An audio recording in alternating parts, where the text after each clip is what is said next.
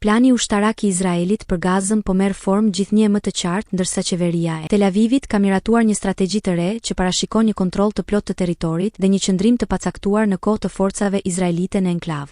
Lëvizja e re ushtarake përfshin zhvendosjen e popullsisë palestineze drejt jugut, mohimin e aksesit të Hamasit në ndihmë humanitare, si dhe sulme të përqendruara kundër militantëve. Planet u miratuan nga kabineti i Izraelit vetëm disa orë pasi u bë publike thirrja për mijëra rezervistë të rinj. Zyrtarët izraelit thonë se kjo ofensiv synon të përmbush objektivat e luftës, shkatërimin e Hamasit dhe kthimin e pengjeve izraelite. Megjithatë, pas më shumë se një viti lufte intensive, asnjë nga këto qëllime nuk është arritur plotësisht. Nga ana tjetër, Kombet e Bashkuara kanë refuzuar një plan të ri të shpërndarjes së ndihmave humanitare përmes qendrave të kontrolluara nga Izraeli, duke cilësuar të papranueshme për shkak të rrezikut të instrumentalizimit të ndihmave. Situata në teren po përkeqësohet. Sulmet ajrore të fundit kanë shkaktuar vdekjen e 16 palestinezëve, mes tyre edhe 3 fëmijë, sipas të dhënave nga autoritetet në Gaza. Nëse plani i Izraelit vion të zbatohet me këtë ritëm, pritet që qindra mijëra civil të spostohen me forcë drejt jugut të Gazës, duke përshkallëzuar më tej krizën humanitare në rajon.